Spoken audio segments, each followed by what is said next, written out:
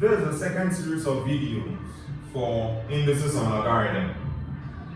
Be sure you have watched the first video before watching today's lecture session. Have you subscribed to this channel yet? If you haven't, kindly do so now. So you tap on the subscription button. There is a bell right by that. You tap on the bell too. You always get a prompt anytime there is an upload. Okay, so let's start. What will be our learning objective for today? So for today's lecture session, we will be looking at the properties of indices. We will also look at exponential equations and then logarithms. So let's start with the properties of indices. All right. So property 1. Okay, let me use a black marker. Property 1.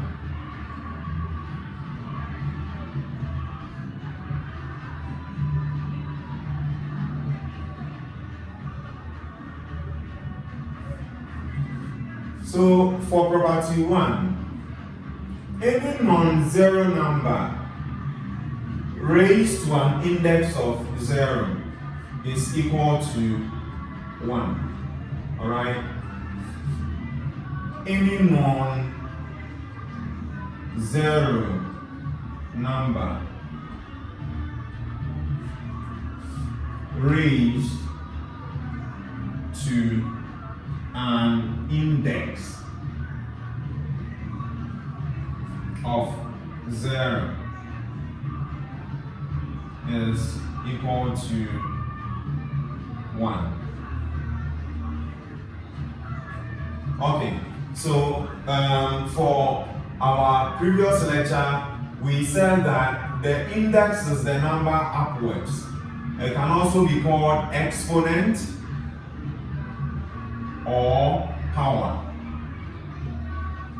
Okay, so whenever you have a number raised to an index of 0, you should note carefully that that number should be a non-zero number. So the number here shouldn't be 0. The number at the base, for our previous lecture, we said the number underneath is called the base, and the one upwards is called the power or exponent or index. Okay, so whenever you have a base raised to an index of 0, once the base is not 0, it is equal to 1. So let's take some few examples. So example.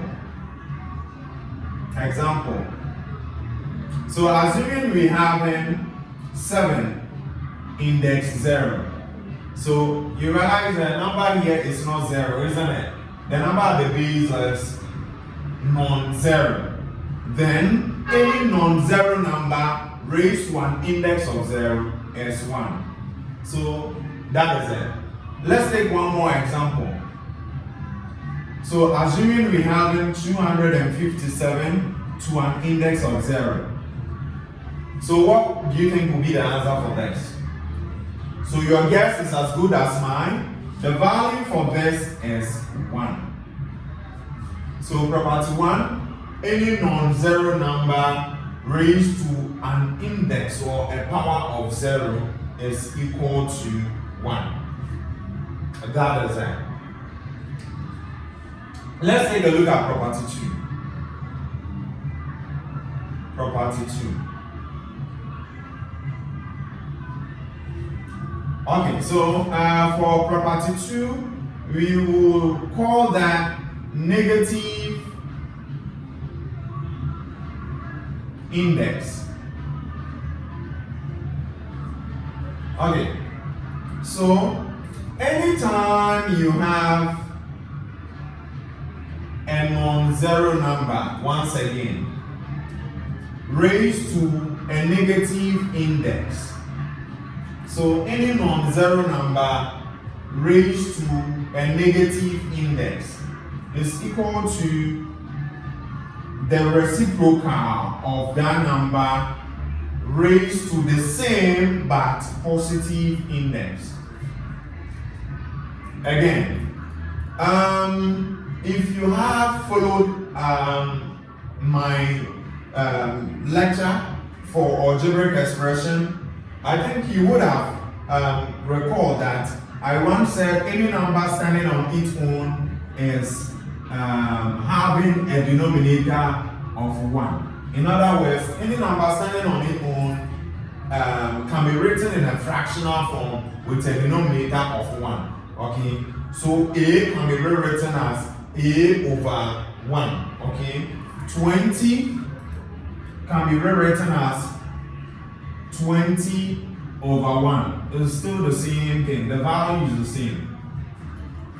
Okay, so if you have a number with a negative index, okay, mind you, this number is over 1, okay, per the properties of indices is equal to the reciprocal of that number.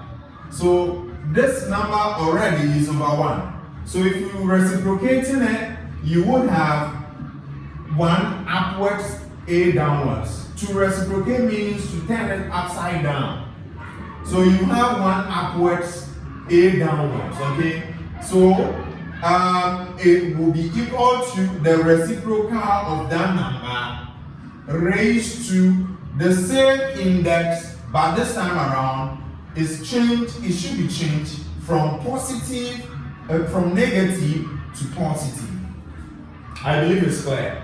So in summary, any number raised to a negative index is equal to the reciprocal of number raised to the same but positive index. You can play that again and then capture some few words down. So let's take some examples. So example.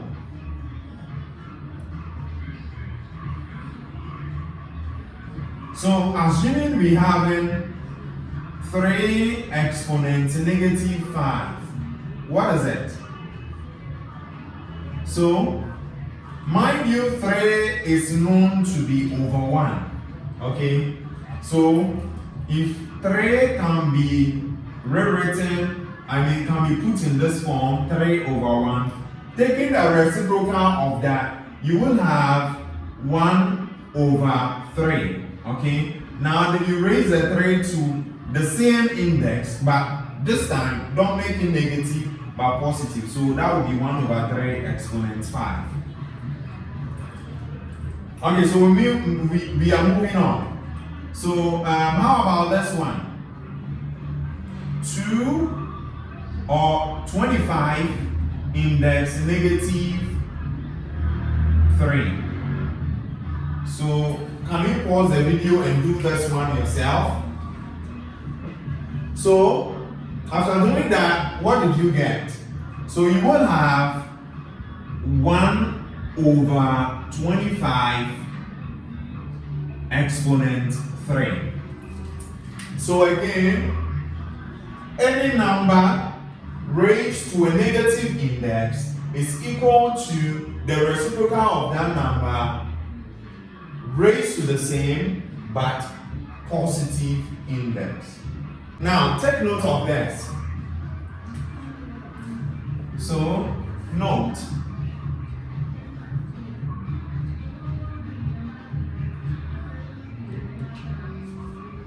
So still on negative index. What do you think will be the results for that? 1 over a number raised to a negative index.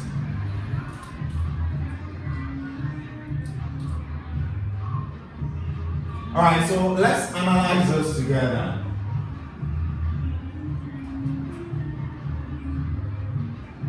So we are going to apply some few concepts here. So this one, 1 over a exponent negative n, can also be put in this form. 1 divided 1 divided by a exponent negative n. Alright. Now 1 divided by a exponent negative n can also be solved further by applying what we just learned for a. Okay, so over here you can have 1 over a exponent n, and I believe you don't need an explanation for this, because we just said that any number raised to a negative index is equal to the reciprocal of that number raised to the same index. This time around, the index is not going to be negative but positive. So a number raised to a negative index will be equal to this, 1 over the reciprocal of that number raised to a positive index. Okay, so moving on now. If you remember the rules governing division of numbers so well, you will realize that to be able to continue solving, you must introduce the multiplication sign and then you reciprocate the number on the right hand side. Again, if you have a number dividing another number, okay, where fractions tends to be a part of it, what you have to do is you introduce the multiplication sign and then you reciprocate the fraction on the other side, okay, the fraction next to the sign. So reciprocating this, you would have a exponent n all over 1. Reciprocating means to turn it upside down. Okay, now mind you that I just said a number, a whole number standing on its own is actually over 1. And to multiply, per rules of algebra, if you multiply two fractions, numerator, that is the number at the top, will multiply the number at the top, okay? So the numerator will multiply the numerator, so 1 times a exponent n will give you a exponent n, all over 1 times 1 will give you what? 1. Now, any number, any fraction with a denominator of 1 is a number itself. So a exponent n all over 1 is equal to a exponent n. So in other words, when you have 1 over a number raised to a negative index, okay, the answer is the number raised to a positive index, okay? So this will give you a exponent what? N. And it's that simple. Provided a is not equal to 0, because anytime a becomes 0, anytime the denominator becomes 0, the expression, well, at your level, the expression becomes undefined. When we say undefined, it means it doesn't produce any real values, all right? It cannot be solved. For your scientific calculators, you would start to get mass error, all right? Okay, can we pick some examples of this? Oh yes, so let's do that. So we are still on property 2. So, example.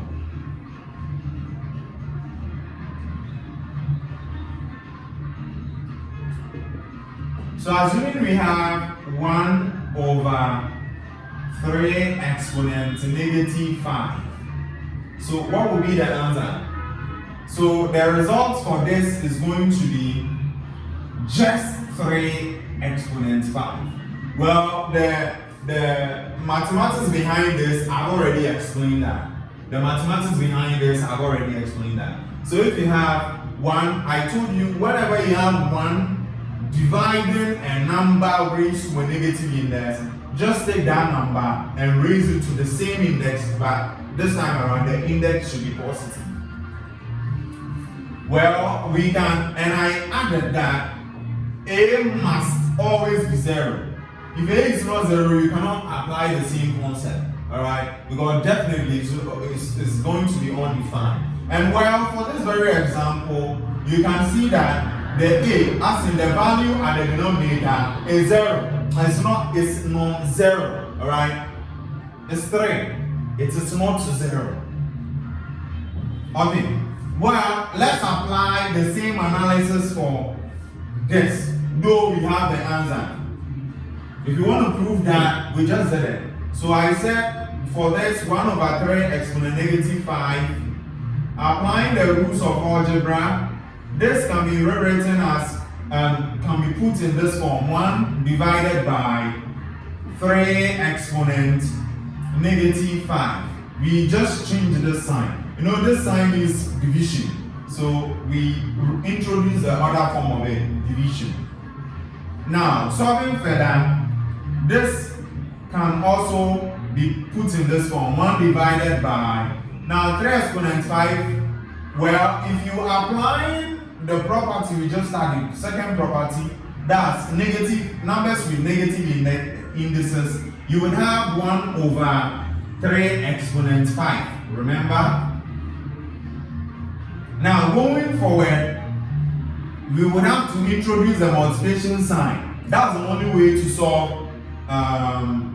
numbers dividing each other. Okay? So you would have 1 times, and if you immediately you introduce the multiplication sign, you would have to reciprocate the fraction right after the multiplication sign. So you would have 3 exponent 5 reciprocating, as in turning it upside down. You have 3 exponent 5 all over 1. And I added that a whole number standing on its own is actually over 1. To solve numbers, fractions multiplying each other, you multiply the numerator. Numerator is always the numbers on top. Denominator, it's always for the numbers below. Okay, these are some terms we use for numbers written in fractional form. So over here you will have 3 exponent 5 multiplying 1, giving you 3 exponent 5 on 1 times 1, making 1.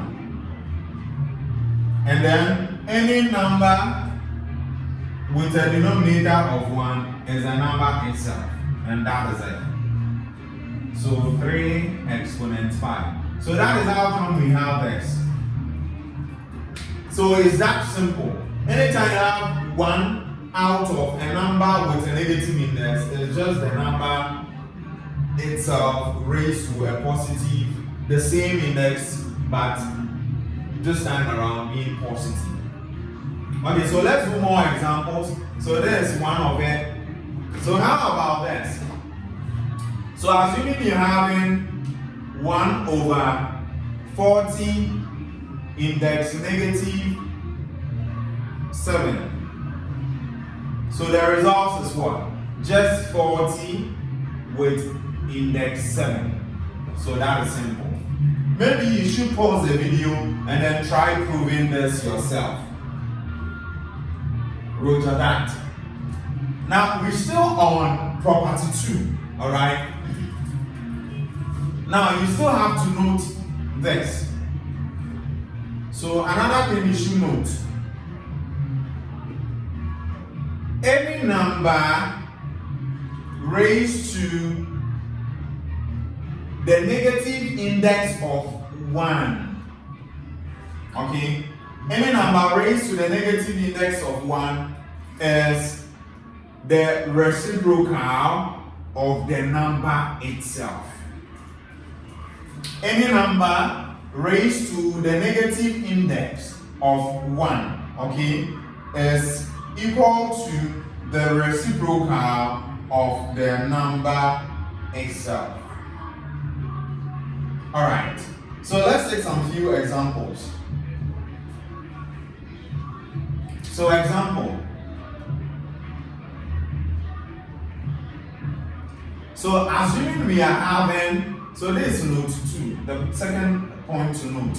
Alright? So assuming we're having 2 exponents negative 1. Once your index is negative 1, it's a matter of just taking the reciprocal of that number. So you will have just 1 over 2. Okay? And it's the same concept, 2 exponents. Let's start with A. A exponent negative 1. I just told you that a whole number standing on its own is over 1. So A itself is out of 1. Okay? So now, if you have to reciprocate that, you will have 1 over what? A.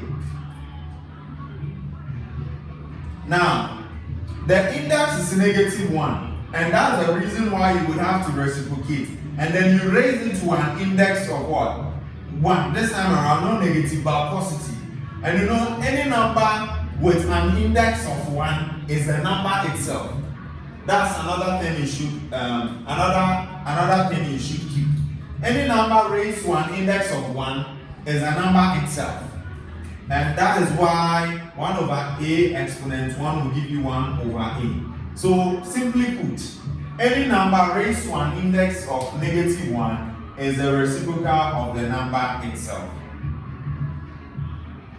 Alright. Let's try some examples. Well, so, we've already started with 1. Let's do more. So, if you have 3 or 32 exponent negative 1, then what do you think will be the results? Pause the video and do that yourself. So after doing that, what did you get? So you will have 1, the reciprocal of the number itself. So 1 over 32. That's it. Well, if we may have to prove that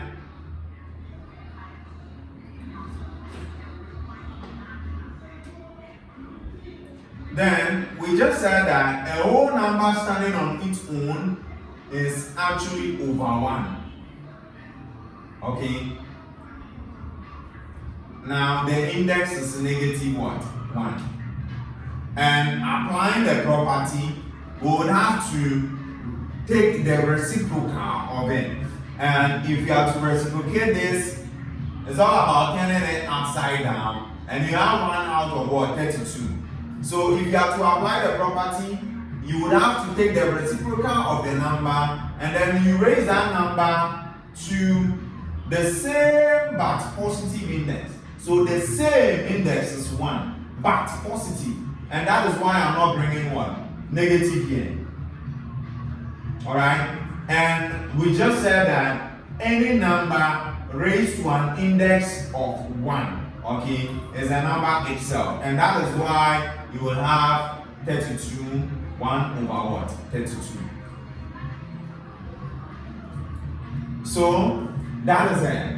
Next is property 3.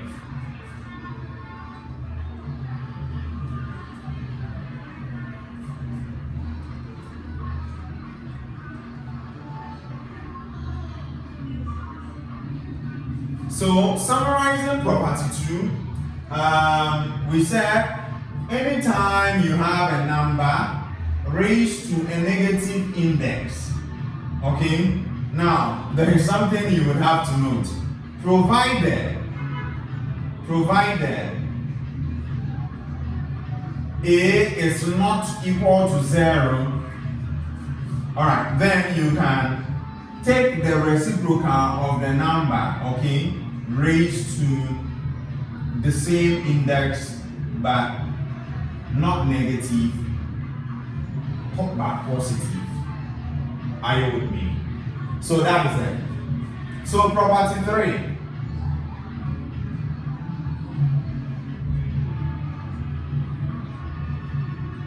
Okay, so let's take a look at the power of product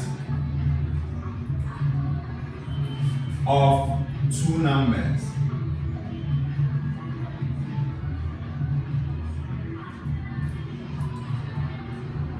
You know, in mathematics, when we talk of product, then it means numbers multiplying each other. And you already know of what? Power, isn't it? So, assuming we have two numbers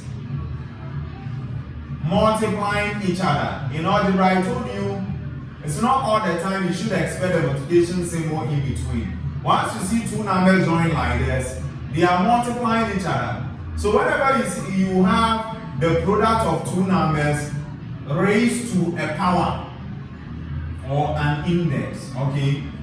Now, the power tends to affect each single term inside the bracket. So in this case, A will be affected by the power and it will be A exponent m. Then B as well will be affected by the power, it will be B exponent m. So that is all about power of product of two numbers. Okay, let me change that. Let me change this slightly. Should we have this? So two numbers multiplying each other. Let's say the two numbers multiplying each other happen to possess powers all by themselves, alright? Now, let's say collectively they are all raised to an index. Well, then applying the same concept, you will have A exponent x, it will still be affected by the power, and then B exponent y, that as well will be affected by the power. Now this cuts across, and you must apply it just like how I've done it. Anytime you meet it anywhere in numeracy. Alright, let's write some few examples. So assuming you have this 2 times 3 raised to an index of say 2. So what are we getting? So over here, the 2 will be affected by the power. Now times the 3 as well will be affected by the power. So in this case, this would be now in this form. Then you simplify. So well, 2 exponent 2. If you check from your calculator, 2 raised to a power of 2. You should all have the scientific calculator. So on the scientific calculator, you see this function. This x, then an index of a box. You should have that. This is my scientific calculator. So yours is to just type 2, then you press that function. Okay? Then at the top you put the index there, which is 2. Then now you use the controls here, alright? On it is written replay. Okay? You just look on your calculator, you see what I'm talking about. You use that to shift to the right. Okay? Use the key to shift to the right. And then you introduce the multiplication sign. Then you type 3. Then you use the same function again. Alright? Then you put 2 at the index. Okay, so it will give you your end results as what? 36. Now you can start doing it individually. You know, 2. So by doing 2 exponents, what? 2. So 2. Then you use this function. You put 2 there, alright? And you will get 4. Times. You code in 3. You use the same function. Alright, then you put 2 there. Making 9. No, 2 index 2 is 4, 3 index 2 is 9. You will be allowed to use your calculators in the examination room, and so you should start getting yourself familiarized with the calculator. Okay, it's important. Okay, so that is it. Let me give you one more example. Assuming we are having 3 index 2 times, okay, let me change the numbers. 7 index 2 times 5 index 5 all raised to a power of 2. So how do we solve this? So applying the same concept, you would have 7 index 2 being affected by this power. So that 2 must, it's all about power to power. So that 2 must be multiplied to the power. Okay? The 2 at the top should be multiplied to the power.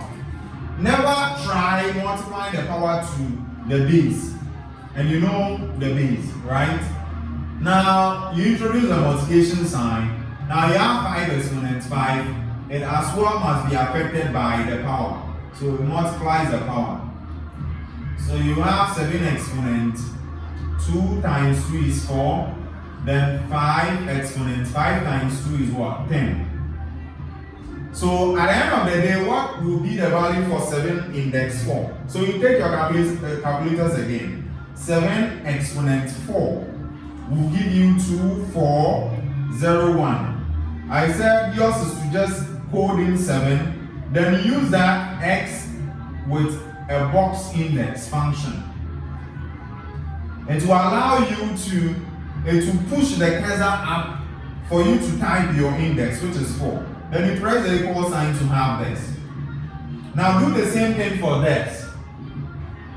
And you will have 5 exponent 10 given such a huge number, 9765625. Then you multiply these two numbers, 9765625 times 2401. And yes, you would also have such a huge number. So in here I'm having let's see.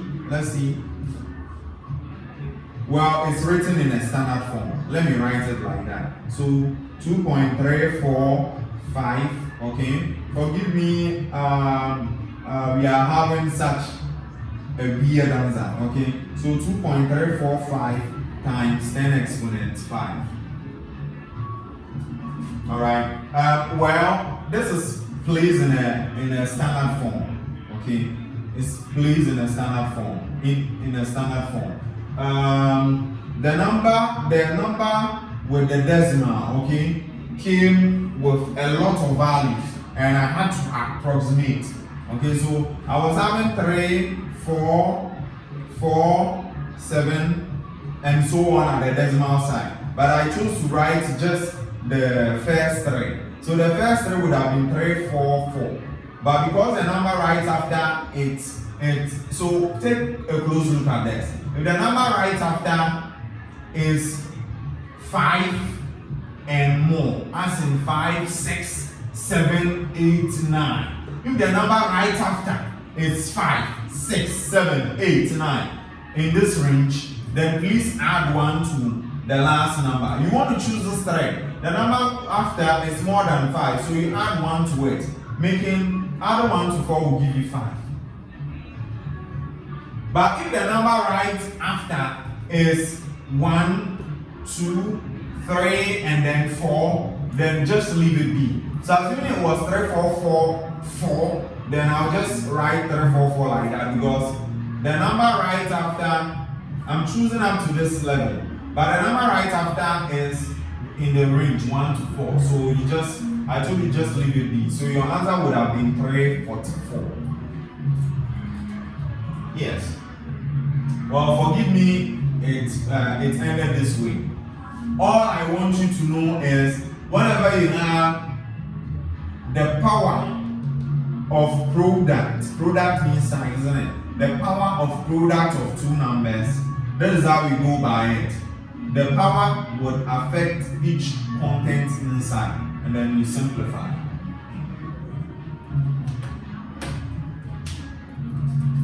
Alright, can we move on? So we're doing property 4, the fourth property.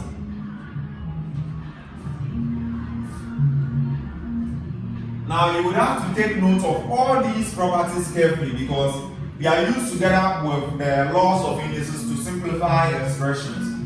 So property 4.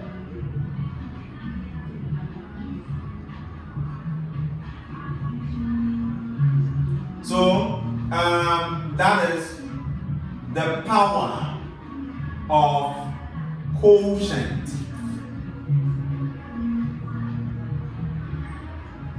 of two numbers. Power of quotient of two numbers. Now, if it is about product, it means multiplication. If it is about quotient, then it means division. Okay, so take a look at this. Should you have a number on another number, so you see they are dividing, and that becomes what? The quotient of two numbers. Okay, a number on another number raised to an index. Okay, so that's what? Or power. So that is the power of quotient of two numbers. Okay, now this is how you should solve. Now the power would affect each content inside. It's the same concept.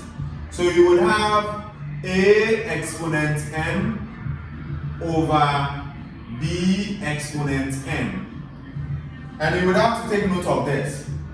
Again, a exponent n over b exponent n. Provided that denominator, that b, is not equal to 0. Well, I've already mentioned this to you earlier. Whenever the denominator is 0, as in a over 0, the fraction cannot be solved, alright? It is undefined.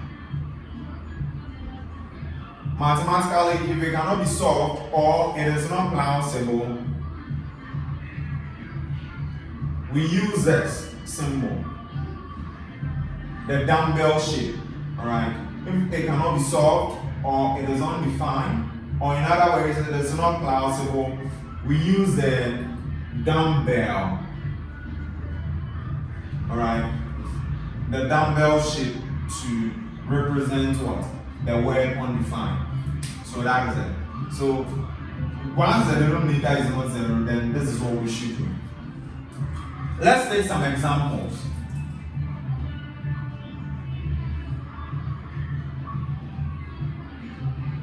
So, assuming we are having 2 on 3 exponent 2. You know, I'm looking for numbers that will make simplification a bit simple. You would have, so the power would affect each content inside. So you would have 2 raised to an index of 2. 2 will be affected by the 2. And then the 3 as well will be affected by the 2. And at the end of the day, you just have to simplify. Okay? So 2 exponent 2 will give you 4. Check from your calculator. 3 exponent 2 will give you 9. And that ends it. With 4 over 9, I don't think there will be any number to reduce the 2. So you leave your answer like that. Okay, so that is it. Well, let's try one more examples. So, assuming you have 14, that's quite huge. Let's do 7 exponent 3 on 7 on 4, all with an index of 3. Can you pause the video and do this yourself? So after trying that, what did you get? So over here, as usual, you would have 7 index 3 on 4 index 3. Now let's continue here. Alright, so you would have 7 exponent 3. Let's check from our calculator. So you would have 343 on 4 exponent 3 will be 64. Then you pull this on your calculator to see if you would have a simplified form of it. So 343 divided by 64. Well, it's going to be the same thing. There's no number that can get through the 2 at once. So you leave it like that. In case you're looking for the division symbol on your calculator, it is this, a box over another box. So yours is to just punch in 343, then you press this function, this key, alright, then it will bring the cursor down, then you type your 64. Afterwards, you press the equal sign. If there is any reduced form of it, it's going to give you that. Okay, so you can apply this concept provided the denominator is not 0. Okay, so let's move to property 5. Property 5. Alright, property 5.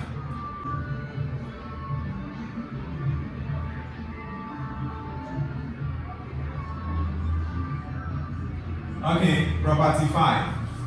What do we have here? So we're going to take a look at the negative power of negative power of quotient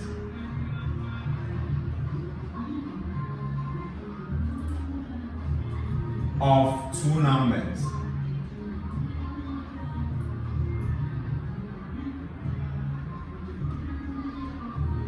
So negative power of quotient of two numbers. Alright. Quotient is all about what? Division. So assuming we having a number on another number raised to a negative index. So here we go. Okay. So what are we having? So the simplified form of this is taking the reciprocal of the two numbers. In this case, you would have b over a. Reciprocating is to turn it upside down. Raised to a positive index. So raised to the same but positive index. Don't bring the negative sign. Alright. Let's write some few examples.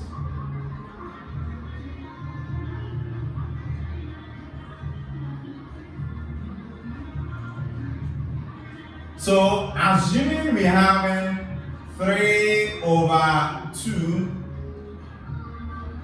index negative 4. How would we solve this? Okay, so if you extrapolating the idea above here, yours is to just take the reciprocal first. So you turn it upside down, having 2 on 3. Now you raise it to the index of what? 4. The same by what? Positive index. Now if the question asks we simplify, then I think we can continue by applying rule or property 4, isn't it? Power of quotient. Power of quotient of two numbers. So, and what does it say? The power will affect each content in the bracket. So you would have 2 exponent 4 over 3 exponent 4.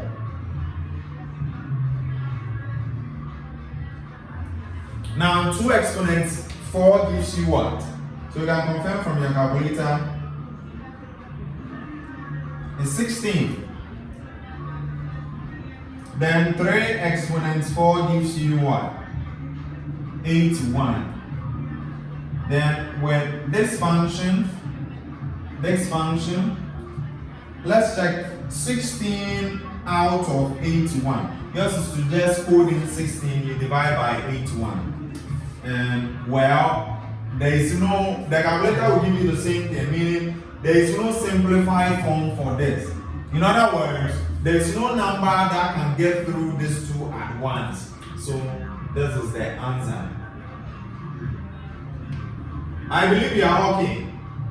As I always do, I try giving you 2 examples, right? Let me see if I can get you one other example. So, assuming we having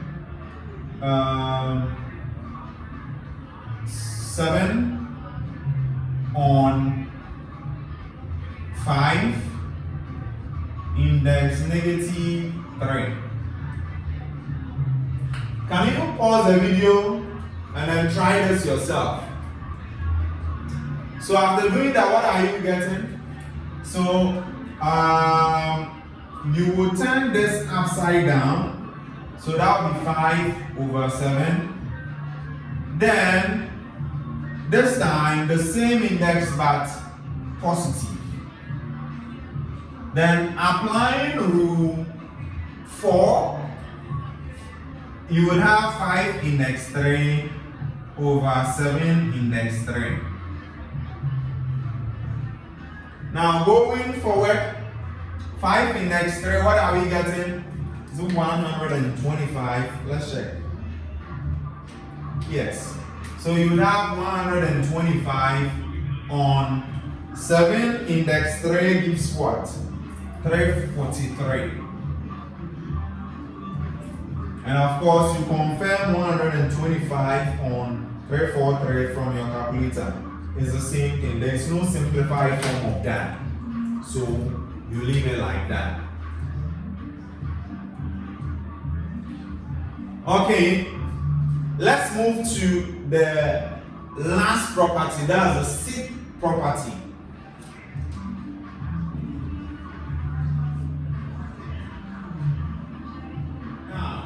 Property 6.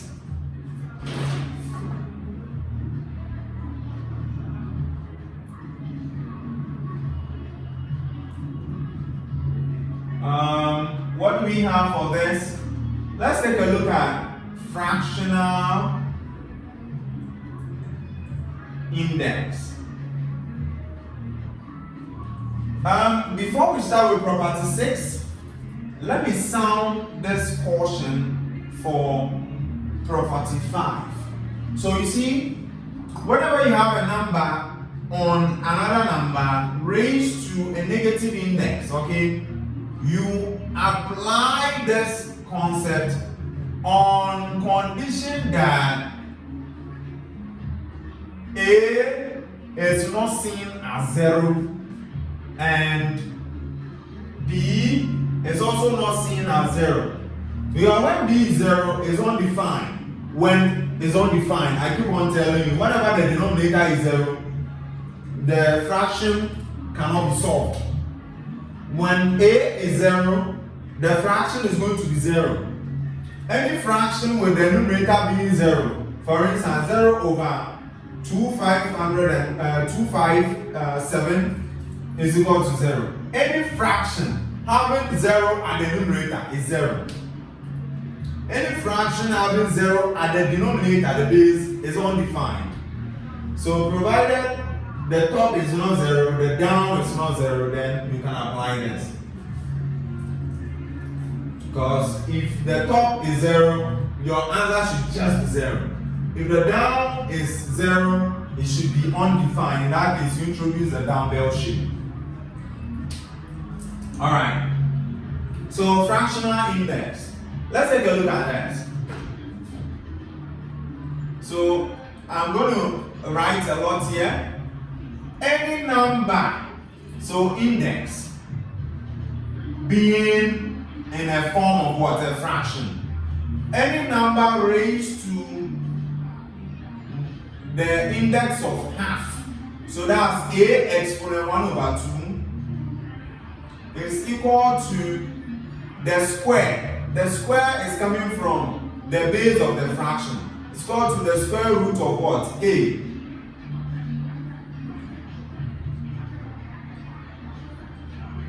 Alright, it's equal to the square root of what? A. Now, square root of A could have been written as this. Square root of what? A. Look, there is a difference between this.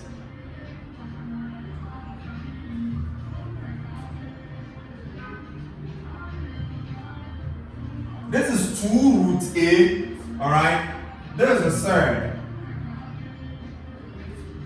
And there is a difference between these two as well. So over here, the number is written on the bar, okay, just to differentiate it. This is square root of A, but this form of writing square roots of numbers is archaic. It's old-fashioned. You don't use that. It's old. Archaic. It's old. Okay, so square root of A, we like writing it this way without the 2. Okay. Any number raised to an index of half is equal to the square root of that number. Example.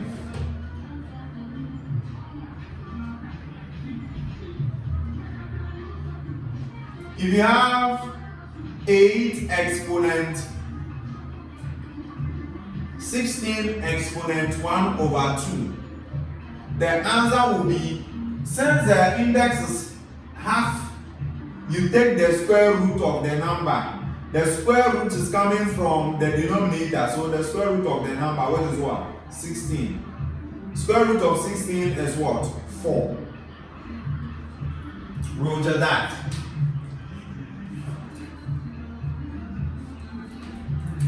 And again, 25 exponent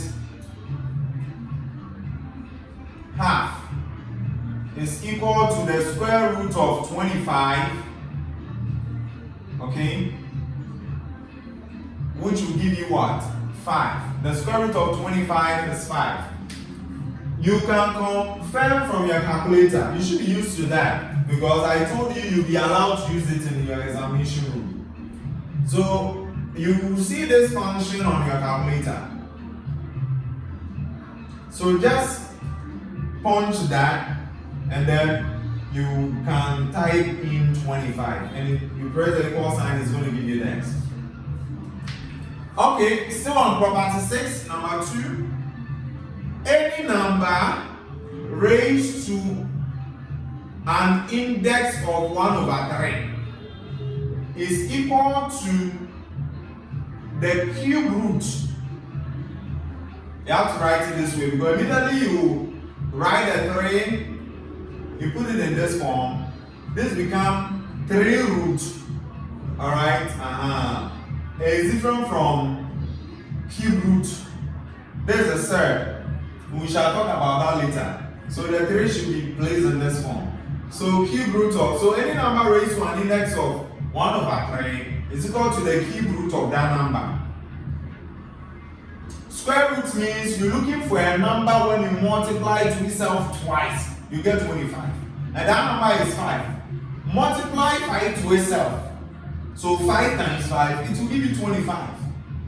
Cube root means you're looking for a number when you multiply to itself thrice, as in 3 times, you get that number. Let's take a few examples.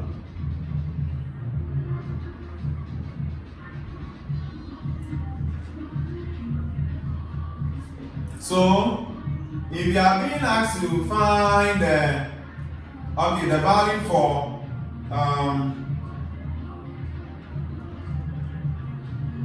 27 exponent 1 over 3, what would be the simplification? So any number raised to an index of 1 out of 3, are you there? Then the value is the cube root of the number. Cube root coming from the denominator, okay? And you would have 3 as a result, because cube root of 27 means the number when you multiply to itself 3 times, you will get 27, and it's 3, because 3 times 3 times 3 will give you what? 27. If you're looking for the cube root function, you see on top of this key, on top, you see this written in ash. Cube root of this in cube root of a value under the root sign. Sorry. Okay, so what are you going to do? Since it's ash, use the helping key, alright, shift, in order to get this function. So just press shift, then that key, alright, and it will come. Then you code in 27, you have 3. Can we try more? Assuming you are being asked to find 512 index 1/3. So, well, any number raised to an index of 1/3 is equal to the cube root. And we have the cube root from the denominator of that index, the cube root of the number itself. Now, cube root of 513, if you confirm from your calculator, is 8. You're looking for a number when you multiply to itself 3 times, you get what? 512. And it's 8. I believe you're following gradually. You need to absorb all these properties in order to solve every question under indices and logarithm. They relate. Alright. Still on property 6. So what do you think will be the simplification for a number raised to an index of 1/4? So it's going to be the 4th root of that number. The 4th root written this way. Not 4 root. No. Not 4 root A. It's different. Alright. So can we try some few examples? Okay. So example.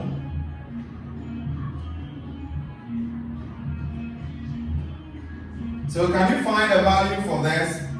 The 4th root of 2 exponent 16 exponent 1/4. Pause the video and try that and let's see. So over here you will have, that's what, the 4th root of 16. And simplifying further, it will give you a result of 2. Because 2 is the only number when you multiply by itself 4 times, you get what? 16. 4th root of 16 means a number when you multiply by itself 4 times, you would get 16. Okay. Let's move on.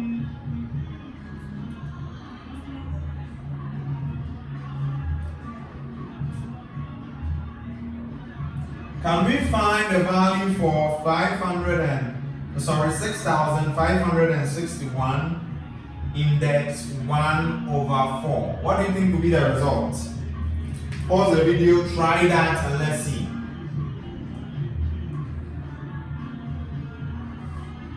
Okay, so if you apply the same concept, that would be the 4th root of what? 6561. Given 9. Because 9 is the only number when you multiply by itself 4 times, you get 6561. Well, you don't have to bother yourself so much. Yours is to just use a calculator. If you're wondering where you would see, because on top of this key,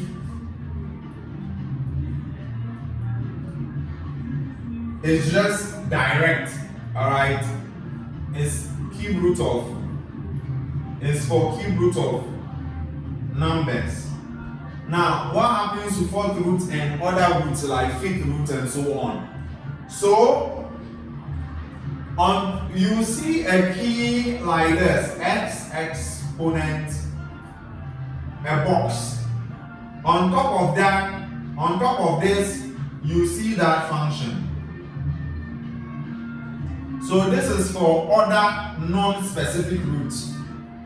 So to use this, just press the shift, then you punch this key. So you have this. Let's try that. So shift, then that key.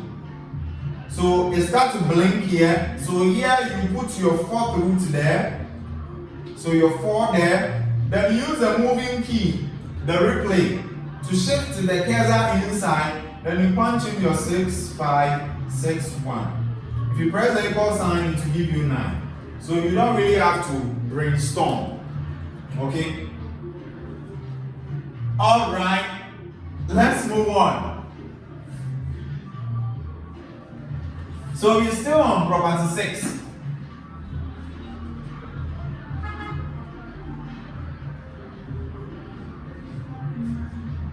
So the same thing applies to a number raised to an index of 1 over 5. So to simplify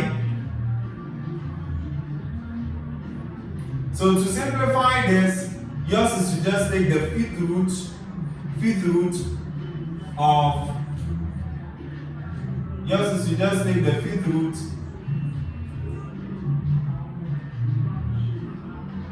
of the number. That's all.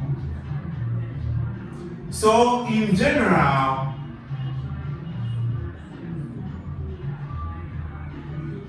whenever you have a number raised to a fractional index, so 1 over n, okay, then yours is to just take the nth root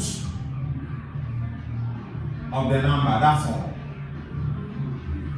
Okay, so we have several types of root. We can have the square root, we can have the cube root, we can have the fourth root, we can have the fifth root, we can have the sixth root, and so on. So whenever you have a number raised to a fractional index, take a look at the denominator of the fraction and take that kind of root of the number. So for here it was 3, so we took the cube root of the number. Here it was 4, we took the fourth root of the number. Here it was 5, so we took the fifth root of the number. Simple. Now let's move on. And also, if you have a number, alright, with this type of fraction, I brought the n because it will not always be 1. What if you have a number other than 1 up there? What do you do? It's simple. So you continue to take the nth root of the number. The nth root, okay? The nth root of the number raised to, so you take the nth root of the number raised to that index, IOB. You see, with the following examples, we should have done it, the square root of A index, the value up there, which is 1. But any number, we are coming to study now. Any number raised to a power of 1 is a number itself. That's why in all the cases, since the fractional has the numerator being 1, we don't bring anything here. Alright? But take a look at this. 25 exponent 3 over 2. It's a whole different thing altogether.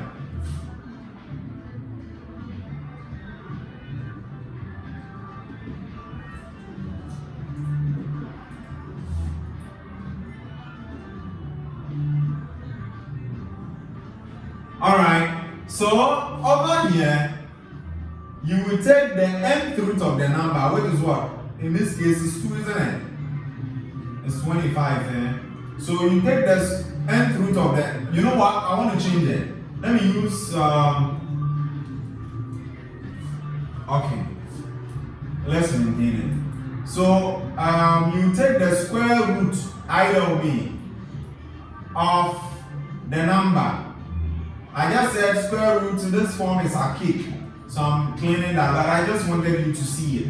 So it's a square root of what? The number. Then now, the numerator is not one where you can just leave it like that. It's a value, so you would have to bring it. The numerator all the time comes at the power side.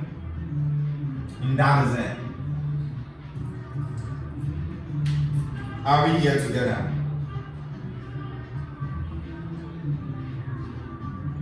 Are we here together? Alright.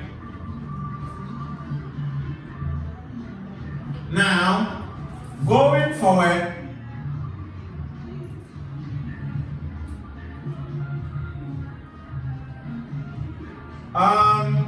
25 exponent 3 will give you 15625. Mind you, is under the square root sign. And at the end of the day, you would have the square root of this as 125. Is that simple? Let me give you more examples to try. Take a look at this. So another example is here. Assuming we have to find the value of 8 exponent 2 over 3.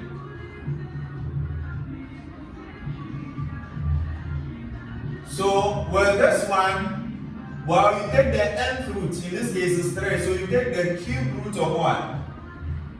8. Then you raise it to the index over there, which is what? 2. Alright? And now you will have cube root of, as usual, cube root of 8 squared is 64, isn't it? Now, checking the cube root of 64, you would have 4 at the end of it. So that is it. So you would have 4 at the end of the day.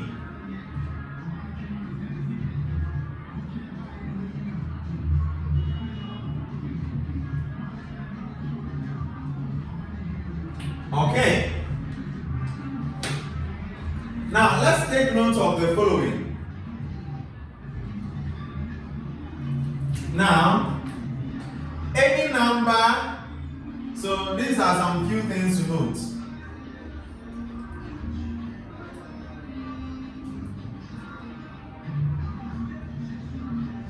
So I'll name this note, the second point to note. This should be the first thing to note, alright? This one, where the fraction is no longer 1 on a denominator but 2 different values, alright? And the numerator is a number other than 1, okay? This is what we should do. So maybe you should take note of this one. Now, the second one is, so we just said that any number raised to an index of 1 is the number itself. So, if you have 20 exponent 1 is equal to 20. So that's an example. If you have 40 exponent 40 exponent 1 is also equal to what? 40.